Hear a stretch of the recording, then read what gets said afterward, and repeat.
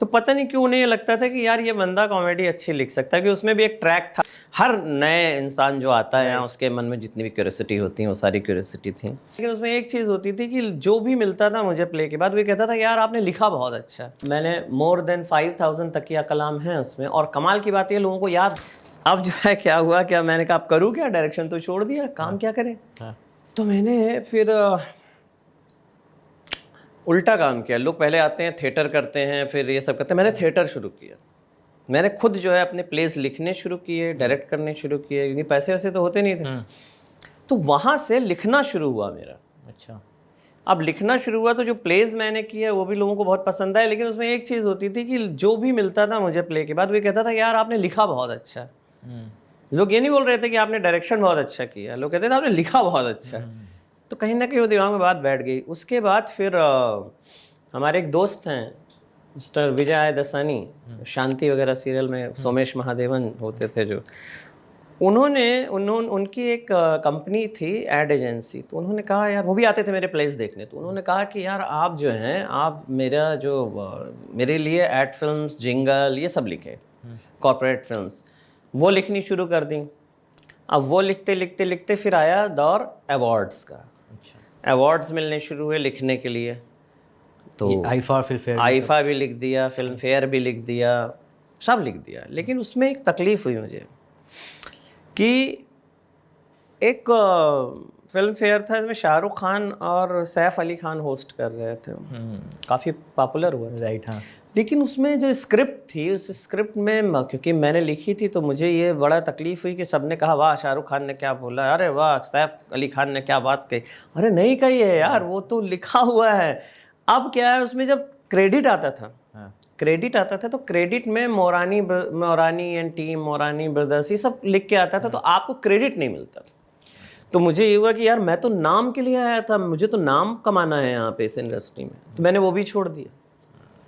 अब मैंने कहा अब क्या करूं। फिर शुरू हुआ सोप का दौर, फिर सोप मिलने शुरू हुए और सोप काफ़ी पॉपुलर रहे, मेरे लिखता रहा है।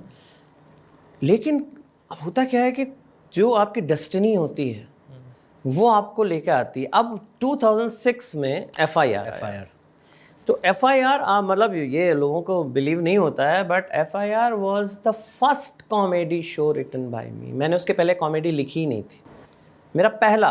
और मुझे भी मालूम पड़ा वहाँ से कि मैं कॉमेडी लिख सकता हूँ।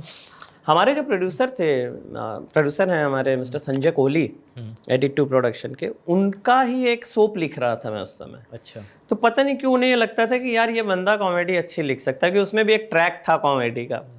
तो वो मुझे बोलते थे कि यार आप लिखो, आप लिखोगे? मैंने कहा हाँ मैं ट्राई करता हूँ। तो उन्हें बड़ा कॉन्फिडेंस था कि मैं करूँगा, और शायद उनकी वजह से ही मैं आज इंडस्ट्री में जो है, जो भी मैंने नाम बनाया है, जो भी है, उसमें मिस्टर संजय कोहली का बहुत बड़ा हाथ है, उनका विश्वास।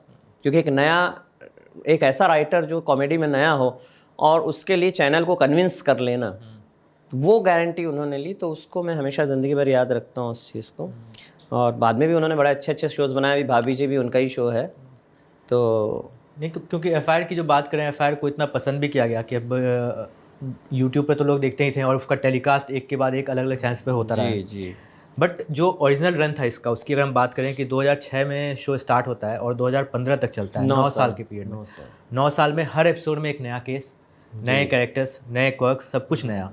तो इतने सारे केसेस का और इतने सारे कैरेक्टर्स का आइडिया आपको कहाँ से मिलता था, कहाँ से? मैं आपको बताता हूँ एक चीज़। राइटिंग जो होती है वो ऑब्जर्वेशन का खेल है। Right. Writer has to be a good observer. आप अगर अच्छी ऑब्जर्वेशन आपकी नहीं है तो FIR में जितने भी कैरेक्टर आप देखते हैं उन सबसे मैं मिला हूँ। रियल लाइफ में उन सबसे मैं मिला हूँ। हाँ, उनको थोड़ा सा आप जो है एग्जैजरेट कर देते हैं। हाँ, तो वो क्योंकि फन लाने के लिए, लेकिन उन कैरेक्टर से मिला हूँ। और आपको पता है मैं ओरिजिनल नेम्स यूज़ करता रहा हूँ FIR में। अगर मैंने राम टहलू हलवाई लिखा है तो राम टहलू हलवाई है। अगर मैंने कोई मेवालाल लिखा है तो मेवालाल है। अगर मैंने कोई जो है झड़ियन तालाब नाम का एक जगह लिखी तो वो है, टिमरकन टोला है। तो ये सब लप्पी लूथरा है। आपने यूपी में जहाँ भी मैंने ट्रैवल बहुत किया। अच्छा। तो मैं बचपन से मैंने जिन जिन लोगों को देखा उन्होंने, तो अब उससे होता क्या था कि कि अब अतर्रा बोल रहा हूँ मैं, तो अतर्रा वो जगह जहाँ मेरे फादर प्रोफेसर थे, मैंने बताया मैं वहीं पैदा हुआ, वहीं बड़ा हूँ। तो वहाँ पे अब लोगों को तो नहीं मालूम था कि मैं लिखता हूँ, लेकिन जो है क्योंकि मैं बहुत साल पहले ही छोड़ चुका था, लेकिन वो लोग ये शॉक्ड होते थे कि यार ये लोग सब तो हमारे शहर में, इनके नाम कैसे आ रहे हैं शो में। इसी तरह कानपुर, लखनऊ, उन्नाव, झांसी, भोपाल, जहाँ जहाँ मैं गया हूँ वहाँ के लोग, वहाँ के कैरेक्टर्स, तो वो करता था। दूसरी एक चीज़ जो बड़ी कमाल थी एफआईआर में, वो थी एफआईआर के तकिया कलाम। हाँ, तकिया कलाम आपको याद होगा पहले पुरानी फिल्मों में यूज होते थे, उसके बाद खत्म हो गए थे।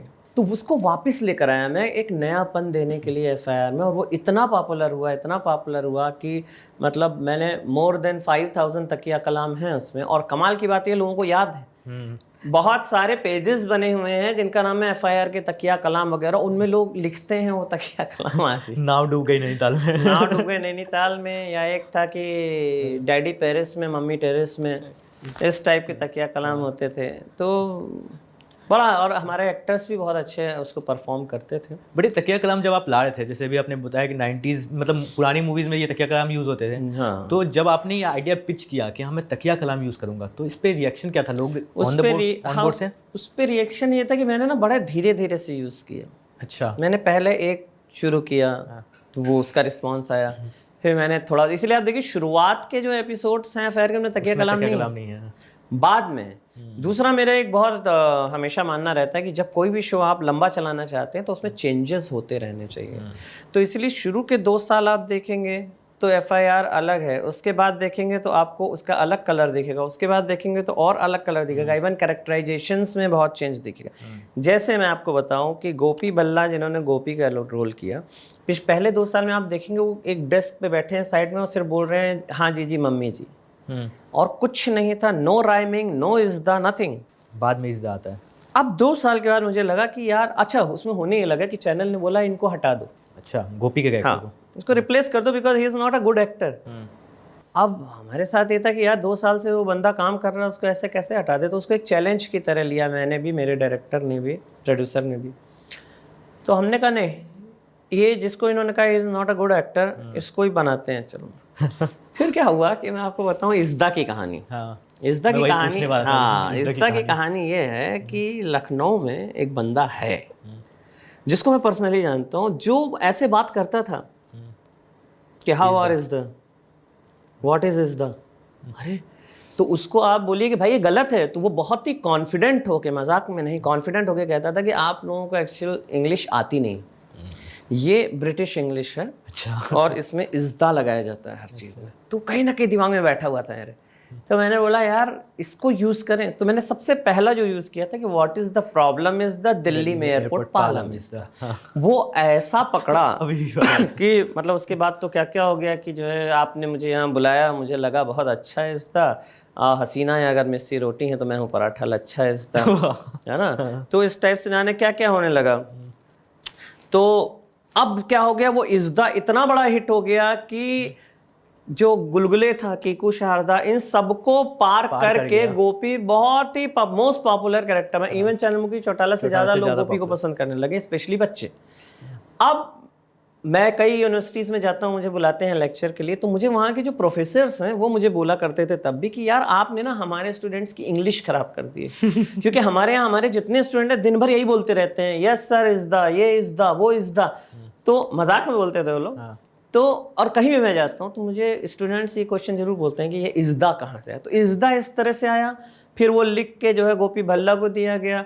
अच्छा, गोपी भल्ला ने उसको परफॉर्म भी अच्छा किया, उसके बाद फिर वो हिस्ट्री बन गई। आज गोपी भल्ला कहीं जाए तो वो बिना इज़्दा के होती ही नहीं है कोई बात। लास्ट तक रुके हो, मतलब क्लिप आपको इंटरेस्टिंग लगी तो subscribe to digital commentary clips, और फुल पॉडकास्ट तो इससे भी ज्यादा इंटरेस्टिंग है जिसका लिंक आपको डिस्क्रिप्शन बॉक्स में मिल जाएगा।